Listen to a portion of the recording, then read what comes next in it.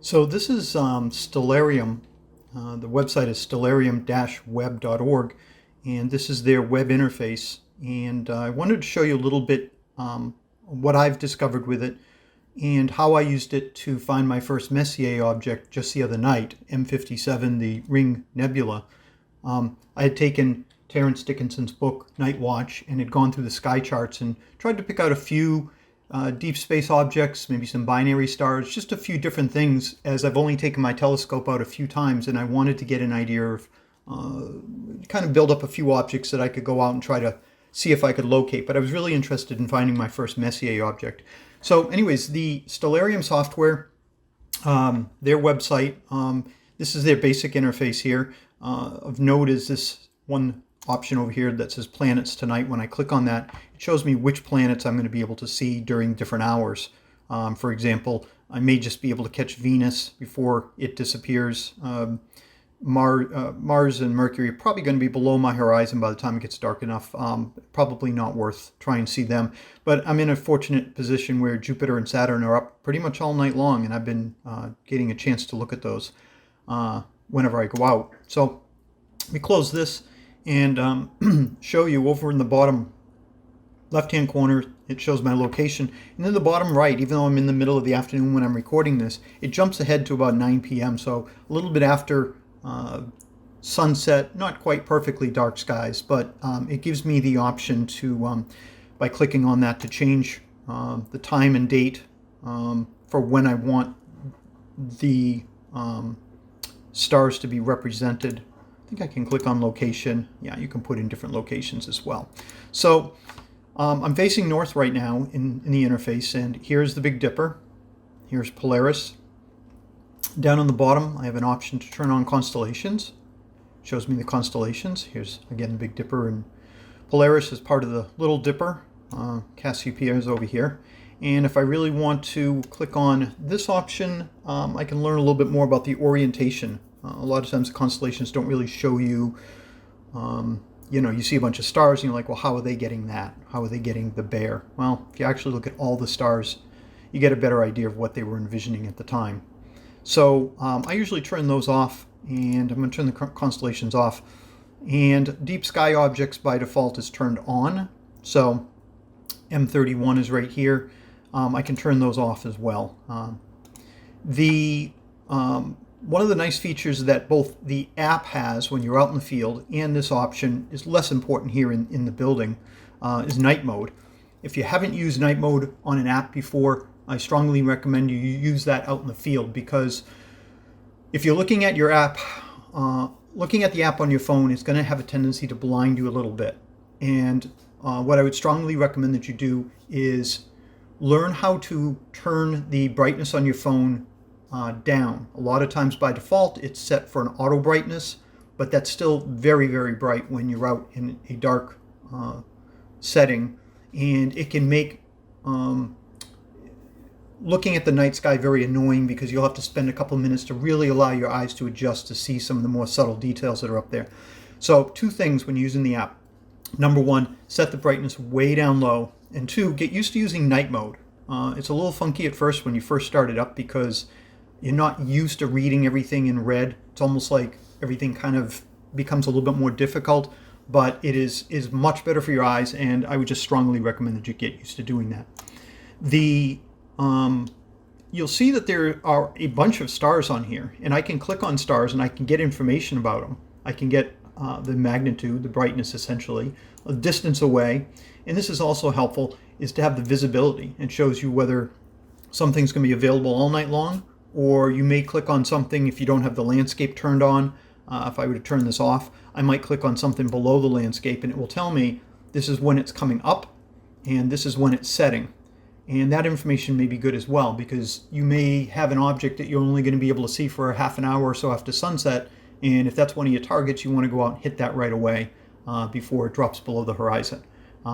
Likewise, you might also have an object that won't be up for an hour or so after you get there. So knowing that information is helpful. So even though there are a lot of stars here, when I zoom in, like I'll zoom in around Polaris, I guess. As I zoom in, you'll see a couple things. You'll see a lot more stars start to appear. that you didn't see when it was backed up. In fact, it's pretty darn deep as far as the number of stars that are here. So while I can click on an object, some of these smaller objects are kind of tough to click on. I can't really get it, but let's say I want this tiny one right here. By zooming in, I can now click on it. Likewise, another one here, can't really get that one. Zoom in, now I can get it.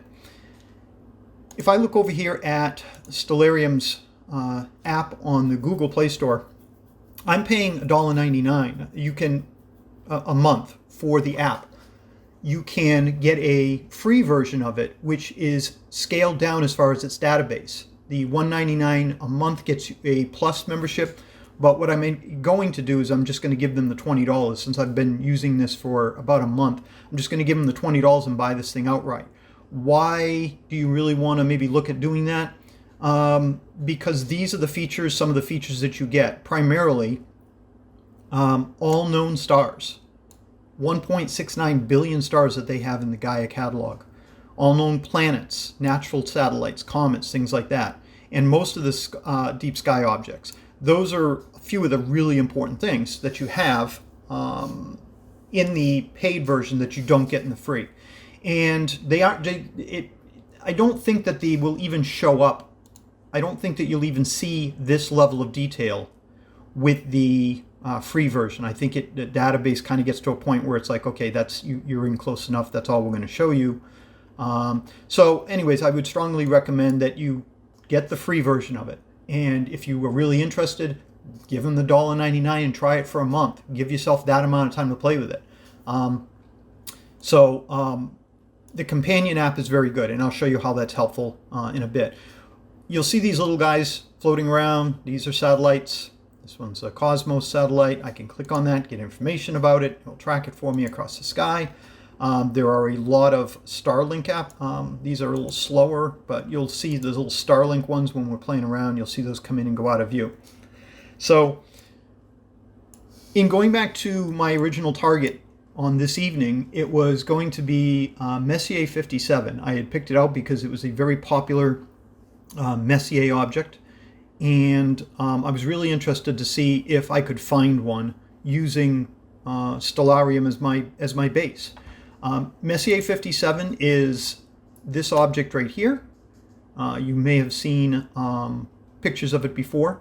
By the way, this is messier-objects.com, a really cool website that gives you basically a lot of different photos of the object and different renderings of it. I say the different photographs of it based on the wavelengths and what they're reading, because not everything that you see in these photographs is most of these objects don't really look like this. You're looking at artificial coloring. That's why this looks quite different from this, and this one looks very different. It is there's a little bit of artistic license as to which colors you're going to depict. The colors may be based on different things, different wavelengths of light, different elements that are being detected, like hydrogen or oxygen or sulfur and things like that. But when you're looking through the scope, most of this stuff is going to be black and white, and it's also going to be very tiny. So if you're buying a scope and you're spending what I spent, which was a base of $200 on a scope, you're not going to see this through the eyepiece. I'll show you in a little bit what you're going to see. And it's easy to maybe get a little disappointed with it, but when you understand what you're looking at, when you look at this and you realize that this is 2,300 light years away, and you're using a $200 telescope, you're not going to get the results that you might initially think you're going to get. So let me show you basically what you see. So this here is about what I saw in my scope. I did not have quite as many stars, but this right here is M57. This right here is colored. Imagine this as being black and white, and that's what you would see. And this is about as big as it will appear in my scope. I have a 4.5 inch reflector, and you don't get much more than that. So you have to kind of, I guess it's kind of a good idea to know what to expect from your equipment when you're first starting out. But still, when you're looking at something that's 2,300 light years away, you're seeing light that left that object 2,300 years ago and is traveling 670 million miles an hour, and it took that long, and the photons from that nebula are hitting your eyeball. Just understanding those massive amounts of distance and being able to see it with such an inexpensive piece of equipment, it's really something. And it's hard to describe, but when I was first looking at things like Jupiter and Saturn, even though the image was not as cool as some of the pictures you see, it was far from it, there was still something very deeply moving and very humbling about the experience of seeing an object like that with your eyes, as opposed to somebody who had artificially colored it or zoomed in with an extremely expensive telescope. So let me go back to Stellarium and show you what my plan was. It was to how I went about doing it. So I was looking for M57. I can type in Ring Nebula or I can type in M57, and it will zoom to where that object is. Now, it's putting it up near Vega, which I'm kind of familiar with just from being out for a few nights, because it is one of the brightest stars that you can see. And I want to show you one other quick thing here. If by default the atmosphere is turned on, and when it's turned on, this is the view that you get. I like turning the atmosphere off. It shows me right where the Milky Way is. So Vega's in a darker spot just off of the main part of the Milky Way. So it probably makes it a little bit easier to spot M57. So I did a little bit of research in trying to understand Vega and what I was looking at up there. I turned on the constellations and found out that it is part of Lyra.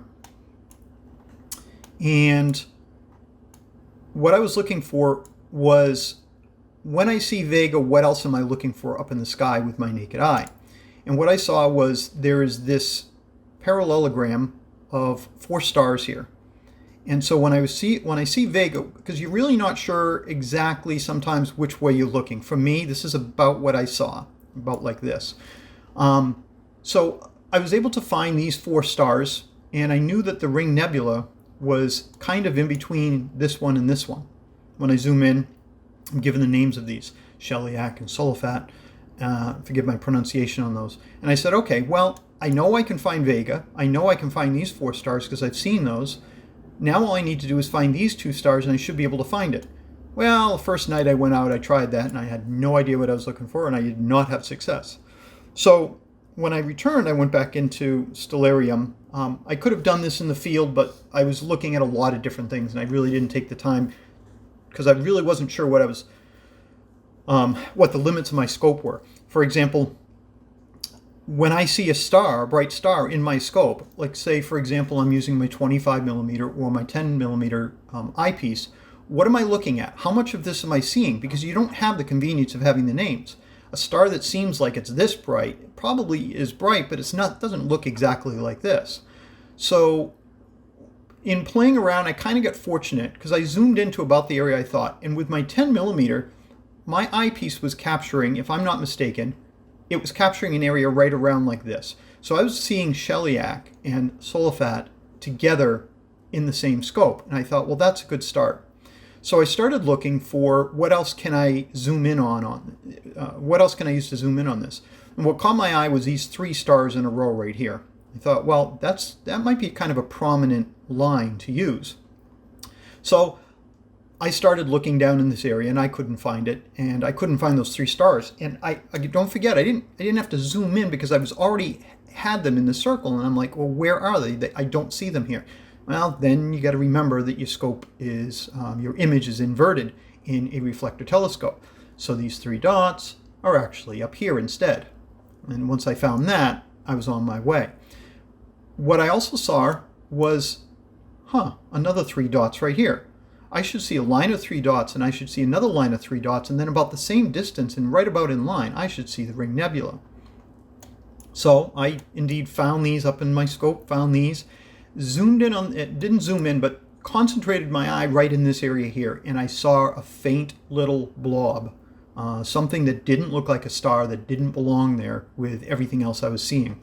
So I used my 2x Barlow to get a closer view, and that is essentially where I saw about this level. If this was a grayscale image, just slightly ring and just slightly something that didn't seem like it fit in. And the more that you sit there with your breath held and are able to allow the light to settle in your eyes. You know, you're not looking away, you're not looking at brighter objects, but just being patient, it becomes a little bit more clear the longer you look at it, up to a certain point. Now, if I had had a stronger Barlow lens, I might have been able to get away with a little bit more magnification, maybe a 3 times. I don't think I can go much higher than that. There is math that's involved, and you do have limitations with your scope. I've got a 4.5-inch reflector. I can only magnify things so much before you may be making something larger, but you're not getting any more resolution. It's like getting really close to a television screen. Things will be larger, but they're not necessarily clearer. So using Stellarium to do some quick planning, I knew where I was looking, and then in the field, I was able to verify that I was looking at these 3 dots and these 3 stars and 3 more stars, and then it zeroed me in on exactly what I was looking for.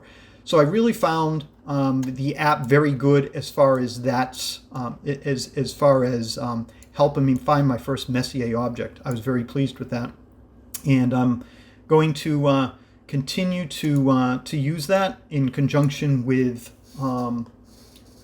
learning some of the basic tricks of the trade, such as using different parts of your hand or your fist to measure degrees in the sky. I'm going to get used to how to use my my control knobs for right ascension and declination to learn how much a turn is. Am I turning a degree? Am I turning half a degree? Am I turning 3 degrees? That will also help. But I think that just the idea of learning that what you're seeing on an app like this and what you're seeing in the sky, they are not, while this is probably a very accurate star map, out in the real world, things don't quite look like that. And so you have to kind of get used to, what am I seeing here, and what do I think this should look like out in the sky? But between the combination of them, I was very happy to find my first object, and I really can't wait to do that again. So I hope that's helpful. And if you have any questions or comments, please certainly feel free to leave them down below. And I'll leave links to some of these websites. And I want you to have a good night and clear skies to you.